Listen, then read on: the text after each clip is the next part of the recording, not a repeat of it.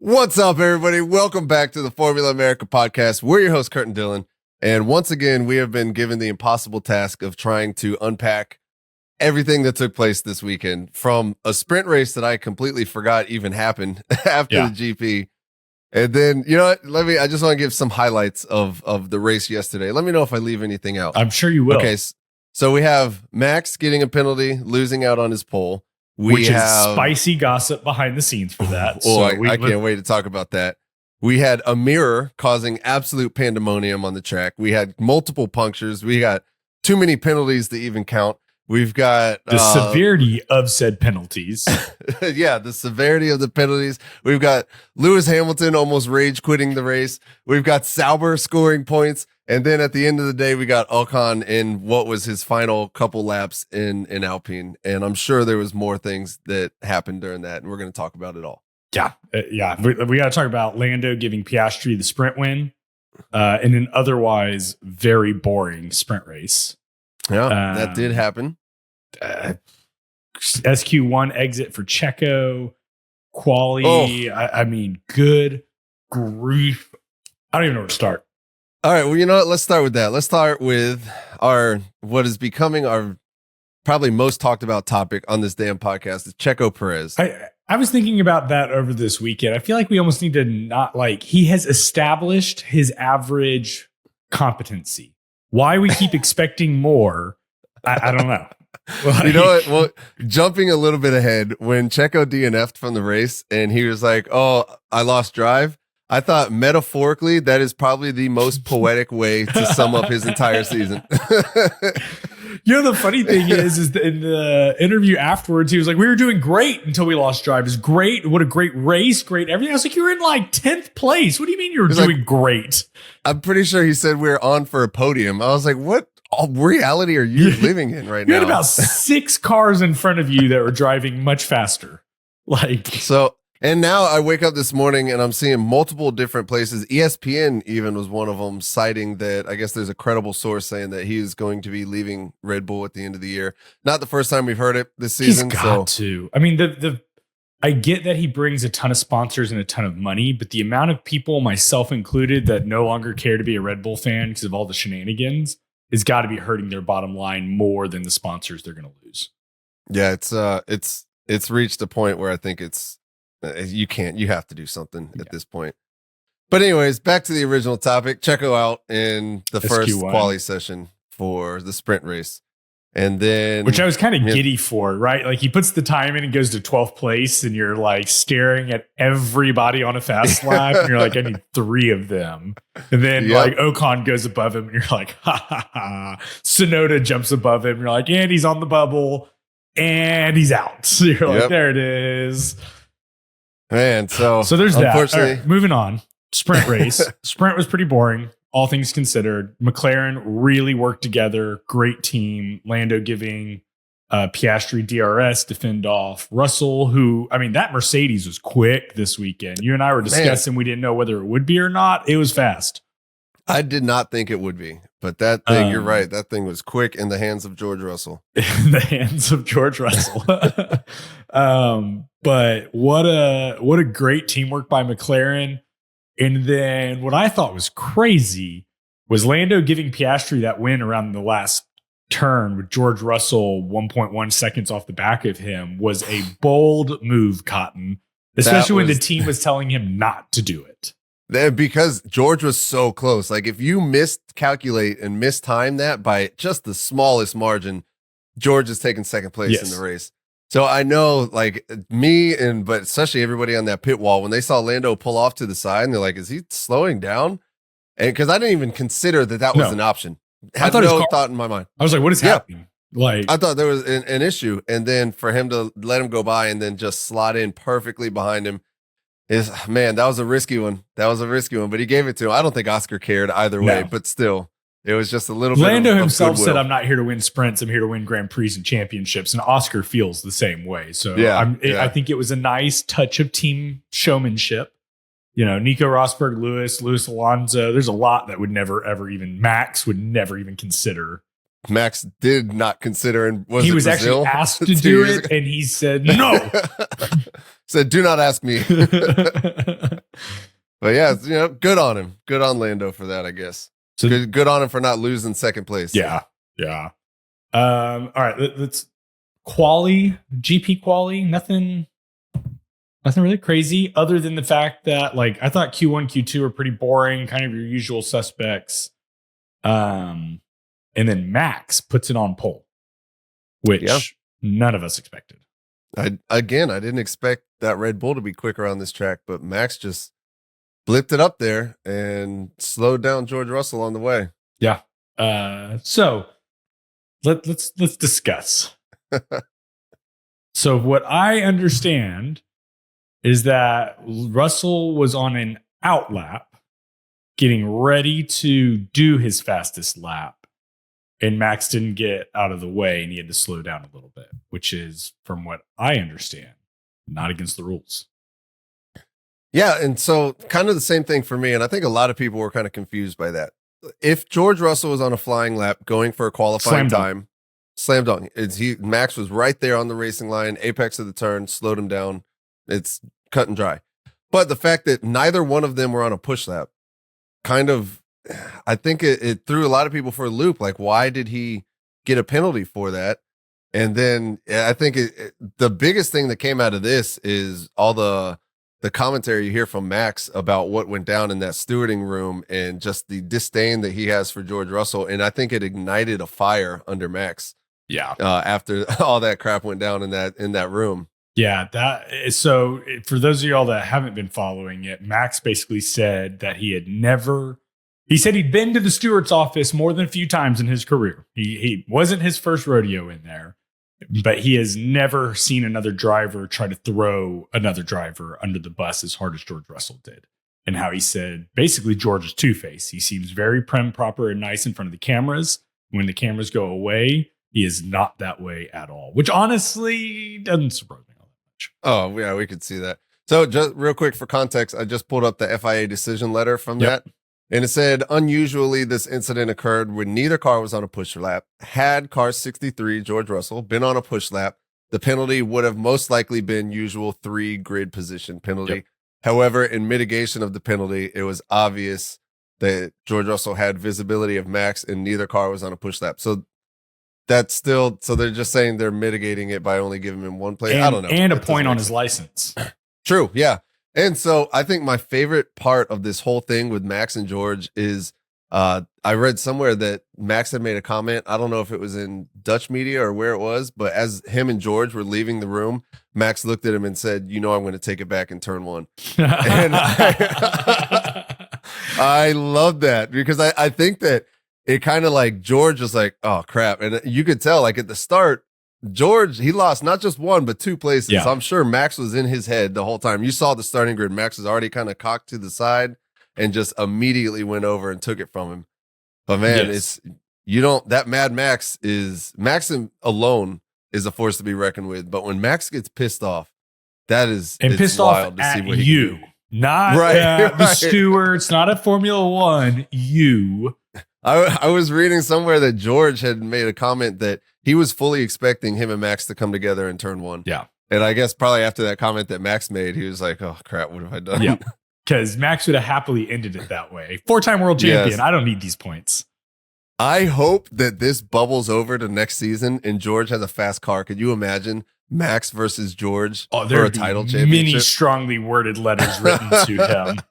The white glove of challenge should be thrown down. Oh, I can't wait to see that. Oh, my God. Now I just think of how awkward it's going to be now because George is the president of the Drivers Association. So now, like, in that meeting room, which I wish that they could get cameras in that meeting room. I would love to see what they talk about. Being the president of the Drivers Association, I just imagine, like, all of the events you and I have done, how many people in that room care? Like, we have a Drivers Association meeting, guys. Everybody, please come. Max, Alonso, Lewis are all sitting in the back with their feet up, napping. Right. Colapinto's hanging out with them to try and act like he's cool. And Ocon is sitting front row. Whatever you say, George, him and Albon. I imagine being the president of the Drivers Association. It's like being the president of the HOA or something. Yes, Like that's exactly nobody wants right. the position except that one person. Who really wants it. So yeah, Anyways. that was kind of surprising. And I think that brings us to the race where Max takes it back in turn one. He does. And Max damn near does gives take it it to back. Lando in the process. Lando he thought about it. And then he thought better of it. He was like, you know what? I need to withhold a little bit. I need to survive this race. He backed out on turn two and let Max kind of. But he totally backed out. You saw it. It was clear. That does still. Max, with the title on the line, never would have backed out of that. I don't think Lewis would have. Alonso definitely wouldn't have. Like, I'm proud of Norris to realize that, hey, we have to play the team game. We're fighting with Ferrari. I don't need the win right now. And probably also assuming that his car was going to be faster than the Red Bull. Right. But why'd he back out, man? Come on. Have some cojones. I mean, I don't know. We've seen it throughout the season. Lando, he's not as aggressive as some of the other guys. So I wasn't surprised. I was hoping that he'd go for it. But I wasn't surprised when he didn't. There was some cold tires too. I'm sure that was a little nerve-wracking but we got to see the issue with the cold tires in turn one when Hülkenberg almost lost it and took out Hülkenberg, almost Colapinto and Ocon right there in turn one, I believe. And he didn't even get a penalty. I mean, he just washed wide, totally was turning the steering wheel, and the car just did not turn. Well, he also they put him on hard tires, and you got to see that was not the move. Yeah, George was not a fan of those tires. I don't know if anyone else noticed that. That was hilarious. But so he washes out, takes out poor Colapinto, who really needed a good showing. He has crashed a lot the past couple of races. And when he hasn't crashed, he's done a good job. But I think this was one of the ones who's like, hey, I need you to finish this race, please. I mean, he's still kind of fighting for a spot in F1. So the fact that he came out so strong in the beginning, but yeah, you're right. He's kind of found that edge and kind of went over it a lot lately, and he's been crashing. So I think he really wants to have a good showing. But also that car just hasn't been fast this weekend. It's a mishmash of old parts, and it's multiple generations put together and just to form a working car at this point. Yeah, it is. So. And it was not Colapinto's fault at all.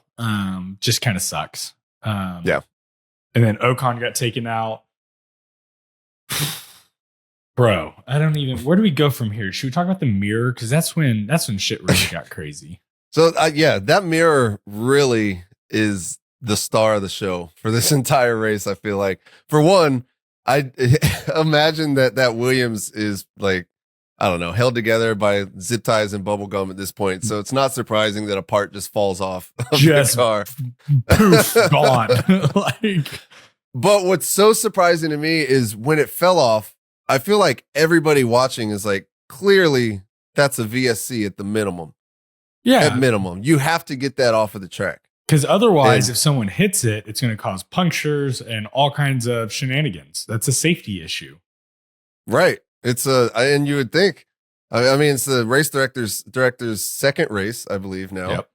And so you would think that that's kind of a slam dunk. As soon as you see that right there, you would. At least the VSC, Marshall's just going to run across real quick, grab it on the way over to the pit wall, and you're done, right? 30-second VSC is all you need. Yeah. And that is not what happened. No, we waited, 4 laps? Before Bottas, as a back marker, tried to get out of the way of one of the front runners and smashed that mirror.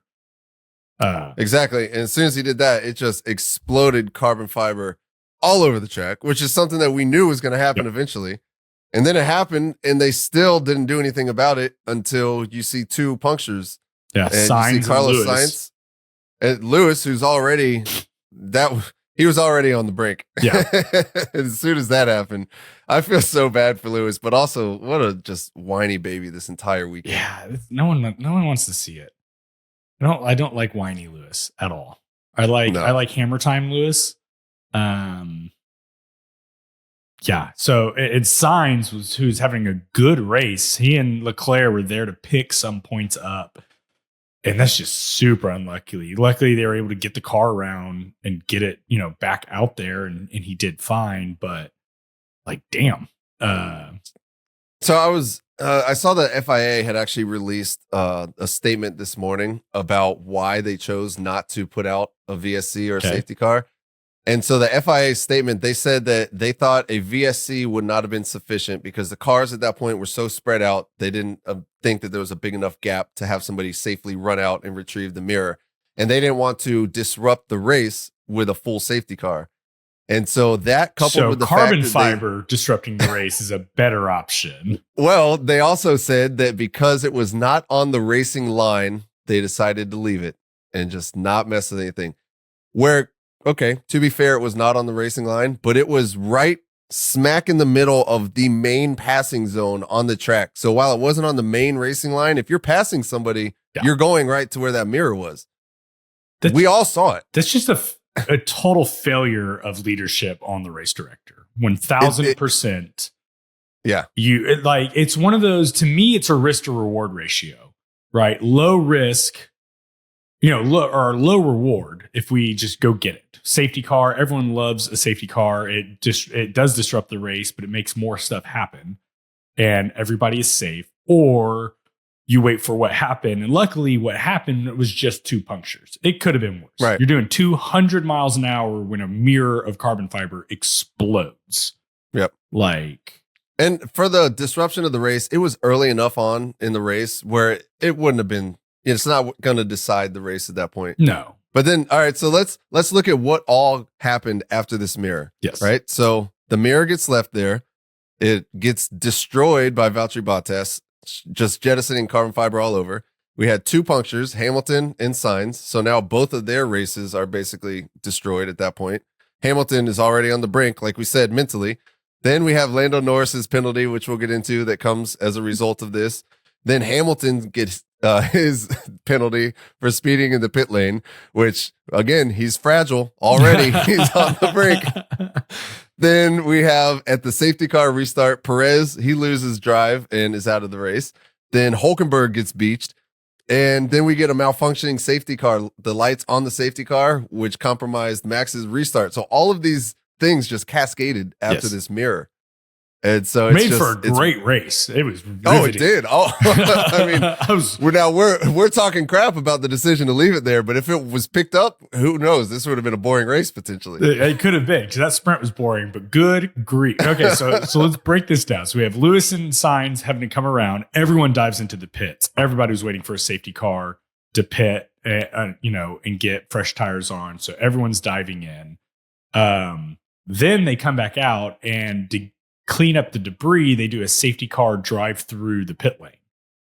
And I believe that is where Lewis was speeding. And you saw they replayed it. Lando, it looked like Lewis brake checked Lando. Like he slinkied really hard. And Lando had to slam on the brakes and locked up both of his fronts to keep from rear-ending him. There's definitely some shenanigans from that. I attribute that to Lewis just mentally being checked out at that point and not even realizing by the time he was like, oh shit, I got to slow down. And then that's why he slammed on the brakes and crossed the line going too fast. Yeah. So that was just bad on Lewis. That's one of those mistakes you don't see him make very often. And it's normally just a dumb driver mistake. That's all that is. Yep. But dude, then so restarts and more shenanigans galore. But Lando's penalty. Yep. So right before they come in, right before the safety car is actually thrown, we had double yellows at that area where the carbon fiber was. That was a rough one. That was a rough one, and they clearly showed a replay of him going down the track, and the yellow lights were flashing. It was definitely there. I don't know if you noticed on the tree on the TV, it kept saying yellow sector 1, green flag. Yes. Yellow sector 1, green flag. So maybe that's just, glitching TV issue, but I cannot help but wonder if that's linked at all to the, because it tells you on the driver's steering wheel as well, if there's a yellow flag and stuff right there. Like, was that going yellow, green, and, Lando was I would think that's just on TV. But I would think so, but there's clearly malfunctions happening. But there was a double yellow. Max called it out and snitched on Lando faster than George Russell could have if he was in that seat. But Lando totally did. And I get it's a safety infraction, but for a race director that just left a mirror that exploded on the track for 4 laps on there, I think that a little leeway would be in order of maybe, a 10-second time penalty or something. Right. And I looked up the potential penalties. So you have the time penalties, you have all the way up to the stop and go. And then eventually you could also do a disqualification from the race. And so I think, like you said, a little leeway right there, mainly just take into context the race. Because at this point, there's a safety car. So now the entire group has been bunched up. Yes. So a stop and go penalty is damning you to last place. And literally, that's exactly what happened. Yeah. And so maybe a 10-second penalty or whatever. But I think it kind of brings in, which I think getting a penalty was completely deserved. Like 10 seconds, 5 or 10. He broke a rule, right? Cut and dry. But I think it shows the absurdity of what the drivers have to do. There's a great Instagram page. It's called F Data Analysis. Yep. And they go into like actually analyzing the data. And they pulled up the telemetry for Max and Lando for what happened there.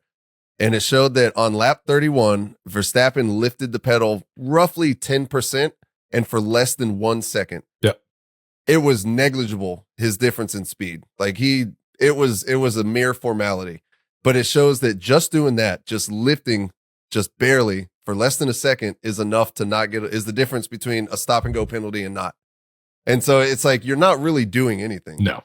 So it's kind of absurd to think that is going to create any sort of barrier of safety, that you're going to barely slow down. But I don't know. It's one of those rules that needs to be more clearly defined as far as what is acceptable. No, I don't think so. I think that the severity of the punishment does not equal the crime. Right. I think that's the issue. I think that the rule is fine. And I think that the drivers also are intelligent enough to realize, I guarantee if there was a car on the inside right there with a driver outside of the car, Max would have lifted more than 10% for 1 second. Right. You see that all the time. We saw it in Interlagos at Brazil when Hulkenberg was out of the car on the inside of like turn 8 and everybody slowed down. Double yellow flags. Like, I think that there is, I don't think that the rule needs to be expanded upon. I think the severity of the punishment needs to be looked at for why.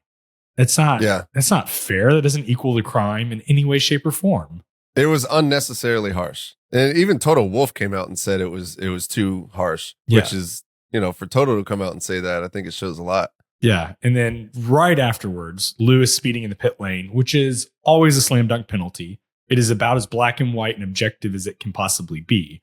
There's almost always a 5 or 10 second penalty. Like, never a drive through, not a 25-second penalty. I mean, it was like he was trying to make a name for himself as the new big boss in town, but he just ruined multiple drivers' entire races and is playing with the world championship, which has tens of millions of dollars on the line. It doesn't seem like a very smart fight to be picking. I just imagine Michael Massey sitting there like, see, it's not that easy, is it? Yeah. But man, when Lewis got that drive-through penalty and Bono comes over the radio and tells him, and he's like, just retire the car, man. Yeah. And Bono's like, no. And I went back and I was watching Lewis's radio. Lewis was like, when I get there, I'm shutting it off. And Bono was like, you can do that if you want to, or you can drive through and then retire. Because if you do it now, you're going to get, I think he said, a 5-second penalty in the next race. But just the fact that Lewis said, when I get there, I'm shutting it off. I was like, damn, I've never heard Lewis like that. And then I love that Lewis comes out and they're like, okay, retire the car. And then Lewis just, I'm happy that Lewis continued the race and did not retire the car. That would have been just Lewis has always been not the right. Lewis has always been very emotional. He's coming up to his second to last race, or this is his second to last race in Mercedes. I'm glad that he went and finished the race. I think he kind of checked himself a little bit, but man, I've never heard Lewis that despondent. And just I will turn the car off. Watch me. Like, Jesus. And you see when he went into the pits, he started going over, and I was like, oh, he's got to stop. Here we go. And then he kept going. I'm sure the mechanics is like, hey guys, get ready. I think he might actually. I think he's serious. Yeah, Bono's turning around like, guys, dude, just so we have 2 restarts. Then Max going back to the race. We have to restart after the safety car. Safety car has issues on the restart. The lights. So we should explain when the safety car is going around the track, it has the yellow light bar on top flashing. When it is going to come in, it turns the yellow light bar off, and then the track lights go green when the safety car enters the pit lane, right? So it's a sequence that happens. When the safety car lights turn off, that means it's Max's time or whoever's in P1 to bunch the pack up and wait for the green light. The safety car lights never went off. And so that, everyone said it was coming in, but I'm sure you're looking for that visual marker to know that it's yours. Then all of a sudden you have a green light, and there was definitely some confusion. Max took off, and Lando was on him like a rabid dog. It was like, we're about to have a new race leader. That was close. That first restart was very close. I think Max came out of the turn and kind of oversteered just a little bit. And he didn't oversteer just a little bit. He put the power down. That car went sideways. He was like, "Oh shit!" Lando was definitely on him, but once again, just not the level of aggression wasn't there. And then, but that was the one where we had Checo go out. Yep. And we had, who else crashed? Was that Hulkenberg? Hulkenberg spun out and beached it, which this is Hulk's second spin of the race at this point. And no one touched him. No, that was just him. He just overdid it and spun her around. And so another full safety car. And then Max totally owned that restart. He had it down. It was, Max's normal restart where nobody's touching him and off to the races. But good grief. It was just eventful. Just very eventful. It was super eventful. Let's do this. Let's do heroes and zeros, because I think we're going to hit kind of some of the other ones. And then I want to talk about Dohan at Abu Dhabi, because that's been officialized. And we can go from there. Let's do it. Oh, I've got like 7 zeros. So do you want to go first? I'll pick other ones. Or all right, I'll start on the zeros. All right, my first zero is I'm gonna switch orders. My first and biggest zero is this race director. Yep. And just the way that was mismanaged, the whole from Max's issue. Grid penalty all the way through Lewis's drive through and everything in between was bad. The whole this weekend when it came to direction and then the stewards with penalties, it was botched. Yep. The whole thing was botched. So I think that takes the cake on that one. My second zero, I am going to give it to Lewis Hamilton. Just what a bad weekend for him. These last few races, like he's been completely down, completely to the point where even my wife, she's a huge Lewis Hamilton fan, and she was like, it looks to me like something is going on personally in his life that is like spilling over into racing or something. It's been hard to watch. And it's almost to the point now where he did that one interview, I think after quali. And I'm just not fast anymore. Yeah, I'm just not fast anymore. When they're like, what do you think that next year when you get to the Ferrari, you'll be able to turn around? He's like, I don't know. I cannot imagine what must be the meetings going on at Ferrari now, and where they're just like, hey, we spend a lot of money on this. Like whatever Charles Leclerc did last year in the offseason, I think he went to the Vatican or something like that. He needs to partner up with Lewis Hamilton and Lando Norris, and they all need to go somewhere. They do. Even Max came out and defended Lewis for how great of a driver he is. It's pretty bad when Max, not one line, he gave like a paragraph of what a good driver Lewis is. I'm like, damn, who? I know. Who is this? Who's all right? Is this Max's doppelganger coming out? Like, that's how I feel when I look at all these interviews with Lewis. I'm like, who is this? This isn't the Lewis Hamilton that we grew up with. So he's definitely getting a zero. He made silly mistakes. I think he got into his own head, and then just how down he was. In my third one, I feel whatever. Checo, he's out in SQ1. He qualified P16 in the sprint, P20 in the sprint race. I know that he got used as a test mule, which I think actually helped out Max as far as testing out front wings. And then P9 to a DNF in the race. Wasn't really his fault, but like we always say, it's you. It's always you. So Checo gets my last one. That's fair. All right. I'm going to second on the race directors and stewards. Deserved. They deserve that. I'm gonna pull some of these alternates out. Hulkenberg. Not stellar this weekend at all. He didn't qualify well, and usually he qualifies great, right? Like usually he's outdoing that car. And this weekend was an absolute weekend to forget for him. I feel kind of bad. I'm gonna do some splaining, but Williams. Okay. Williams is on my list. Albon, I know he got crashed into by Lance Stroll, which was kind of entertaining on the radio. And he was like, I knew Stroll was going to do that. And it was like, well, yeah, of course, you knew Stroll was going to do that. Stroll was there. So, Colapinto got taken out, but they've been for so long taking steps forward. And now we have like a progressive backslide, and it's not all their fault, but it is happening, and it's not fun to watch. I honestly think it comes down to them just having to paste these cars together with old parts. What's the stat? They've had 15 crashes this season. 16 crashes this season. Jesus. And now Colapinto crashed. So that's, 6 crashes in the last 3 races or something. Yeah. It's not good. It's not good. They cannot wait for the off season. So yeah, I'm going to throw Williams as a whole on there. Just not. Oof. Let's go to heroes. I'm excited for heroes. You know what? I've got 2 heroes that I've never had on my heroes before. I might be there with you, and I think the one that we're both going to agree on is Zho Guanyu. Without a doubt. 4 points. Job. Right? He's got more points than Checo does in the past 5 races. Just saying. But 4 points. That Sauber looked fast. It also looked exactly like the RB20. If it had Red Bull's front wing on it, that would be the RB20. It looks just like it. Every time it went around, I was staring at it. I was like, it's got the shoulders. That's the like it has the same nose as it. It's a freaking RB20 they just built. Good for you guys. Look, unfortunately, it took them 23 races to come up with it. But man, there was a second there. I remember texting you. I was like, is this going to be double Sauber points? And then Norris. Lando. Way to go. Good, yeah.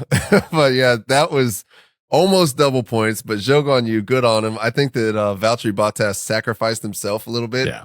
He saw that mirror and he saw an opportunity. He's like, here's my chance, boys. This me or K-Mag's going to do this. But good on Zho, man. I'm happy for him. Yes, he deserves it. And he's fighting, there's a lot of rumor mills that he's going to be Ferrari's reserve driver, but he's fighting for a seat. This is good for him. Yeah, he said in multiple interviews, he's like, I'm excited for the future and I hope to have a comeback. Yep. So good on him. I'm going to give it up to the silent winner of this race, which is Pierre Gasly. Yes. Dude, that Alpine looked fast. Not Ocon's, but Gasly's. No.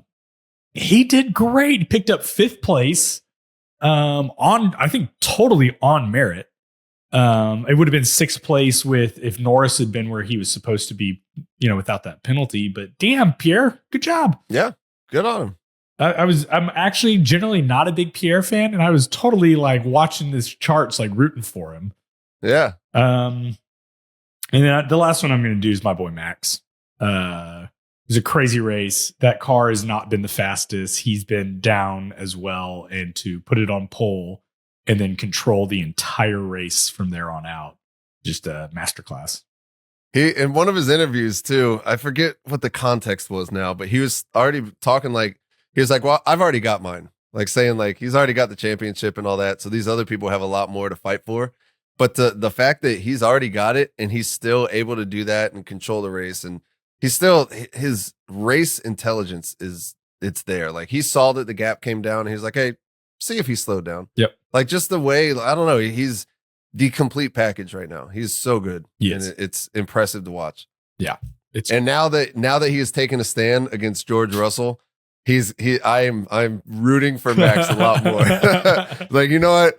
I like this guy. And I feel like lately he's actually picked up a lot of positivity and good press. Like, and just everything I see about him is a lot more positive now. So I don't know. I'm coming over to the Max Verstappen side. That's funny. All right, who you got? All right, was that your third? That was my third. Okay, so I like you. I have Zho Guanyu, definitely. I did have Pierre Gasly on here. I think that, just like you said, just like out of nowhere, just P5. Last week, 2 weeks ago, he's on a podium, and just good on him. Yep. And then my third hero is the other just silent guy this weekend, Charles Leclerc. I've got Leclerc written down as well. It's like I'm scared to say it, but he's kind of like the tortoise in the hare. Like he was just slow and steady, just there, and just happened to look around. He's like, holy shit, I'm on the podium. Yeah. Like, I'm P2. How did that happen? He even said in the interview with DC afterwards, he was like, we didn't really expect our car to be all that fast this weekend. Like we were expecting McLaren to really pick it up, which McLaren was doing well until, new guy. But just present and good enough. Just Pierre Gasly and Charles Leclerc, slow and steady wins the race. They do. And so that puts Ferrari's only 21 points behind McLaren going into the last race. They are very close. And Charles Leclerc is 8 points behind Lando Norris for second place in the championship. So if Leclerc wins the race.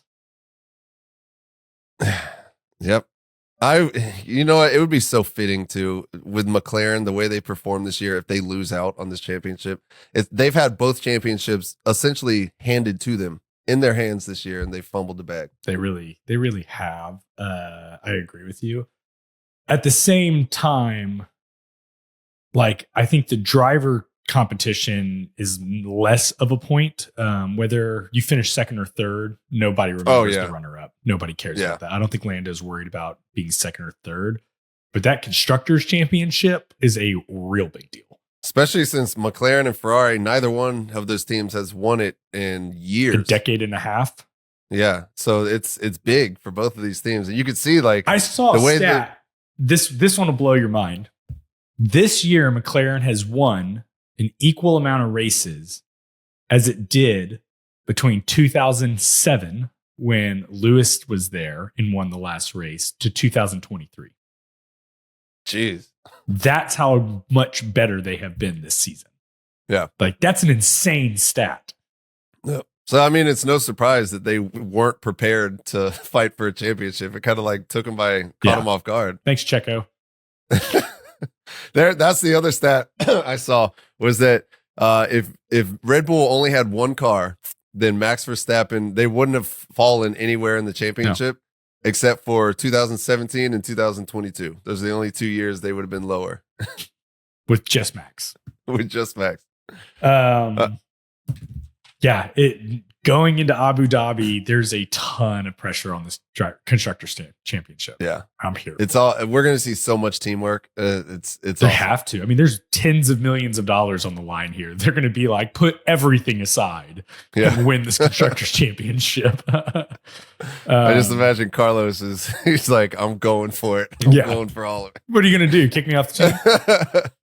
All right, let's do our predictions, and then let's get on to Alpine and their little issue they got going on. Let's do it. Let me pull up the... I swear I thought I was on for almost a clean sweep. You need it. Talk. With this, I know this GP, that damn mirror ruined my GP predictions. All right. Sprint quali pole. I have Lando Norris. Yep, we both had Norris. Which we both got that. The correct answer. Woo. P3, I had Oscar Piastri.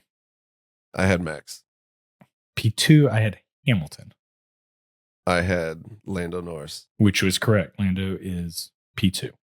And P1, I had Norris. The correct answer was Piastri. I had Piastri. So I got two. So when he did that swap. Yeah, that hooked you up. Then, wild card, I had Checo out in Q1. Nailed it. Yes, you did. Yes, you did. And I had Checo in the points. He was last. Dead last. Oh, man. Right. That was a good one. You called that one. GP pole, I had Charles Leclerc. I had Lando. Correct answer was Max. Neither one of us saw that coming. Yeah. P3, I had Max. P3, I had Leclerc. P2, I had Leclerc, so that's correct. I'll take that. I had Max in P2. And I had Oscar Piastri winning the race. Oof. I had Lando winning the race. Oof. Wild card, I had double Aston points, which was about as dumb as I thought it would be.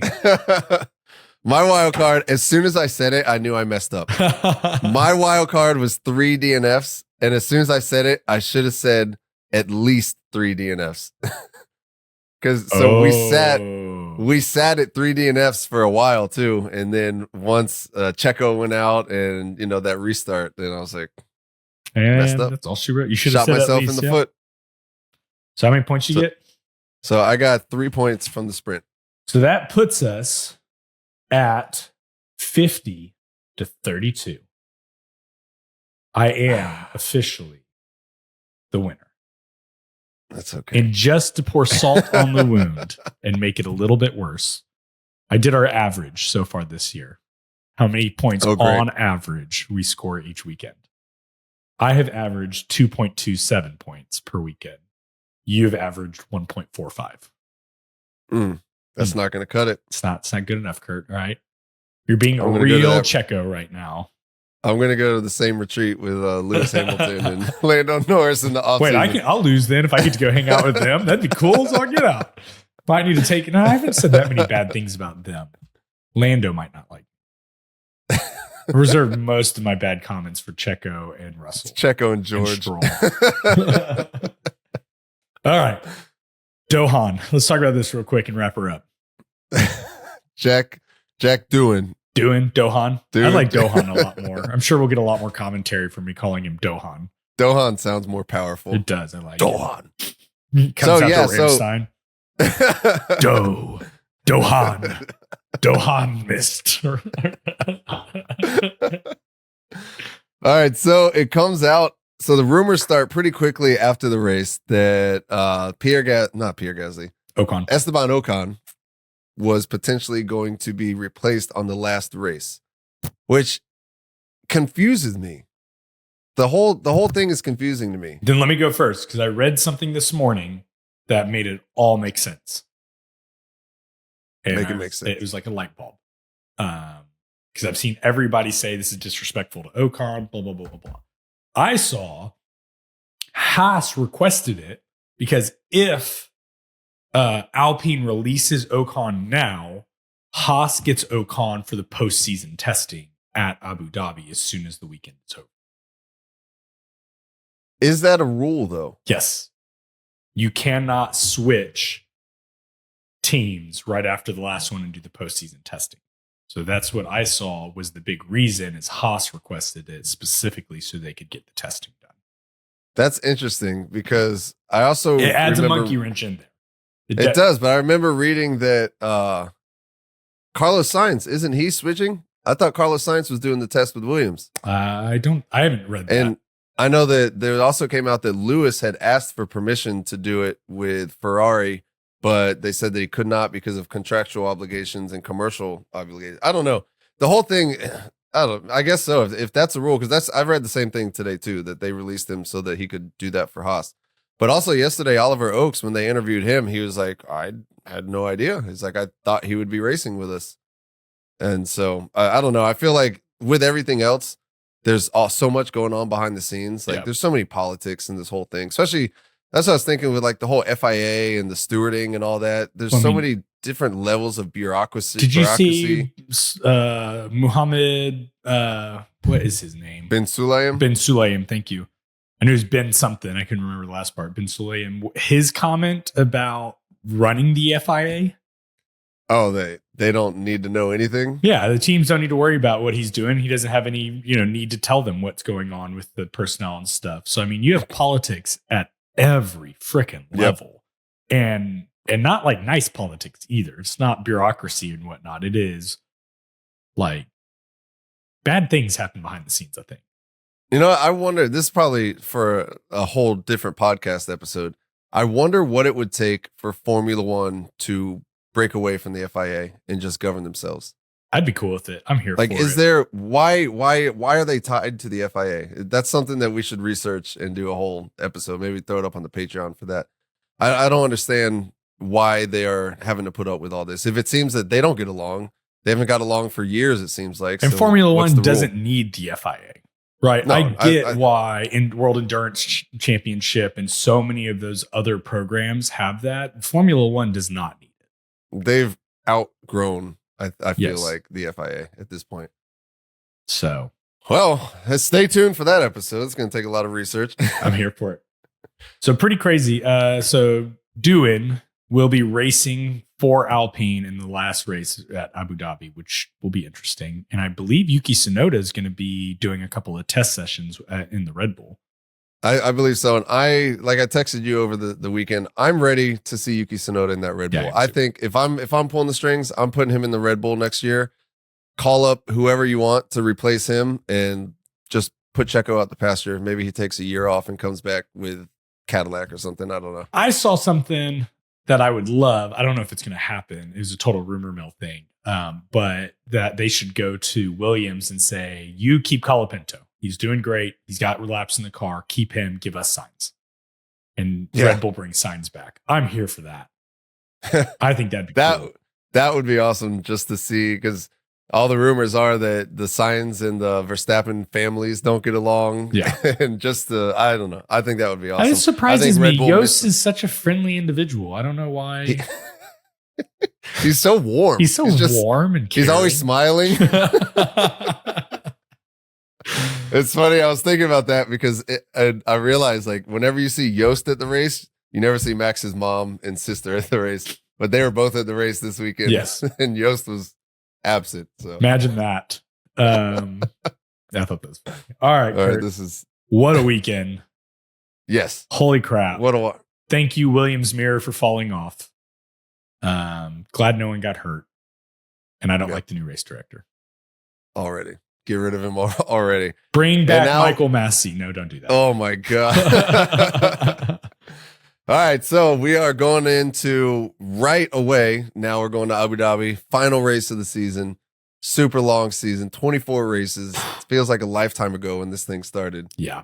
Probably one of the wildest seasons. We went into the season expecting the silliest of seasons. And I think we got it. We got it in a different way than we expected. Yeah. But we got it. It's the first time in history there have been multiple drivers from multiple teams win multiple races. A lot of multiples going on. Yeah. So it's the first time that like both of the drivers on separate teams have both won multiple times. Yeah, that's wild. First time ever. It's crazy. And I think next year is Checo's the only one that hasn't won out of the top 8. All right. The other stat, one last stat that I read earlier today was since Singapore 2022, Max Verstappen has won more championships than Checo has races. I saw that one this morning too. Okay, that's enough. Yeah, dude, I think next year is going to be even crazier. There's no way it can't be.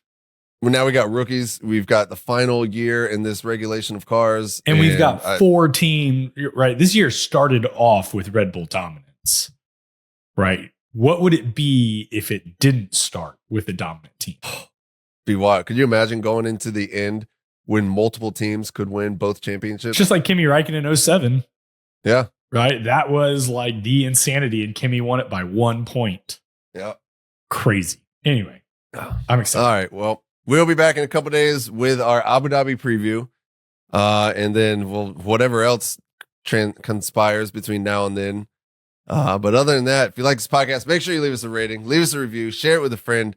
And that is, I'm sure we missed a lot, but that is all I got for this one. You got anything you want to add? Jeremy Clarkson for race director. Oh my God.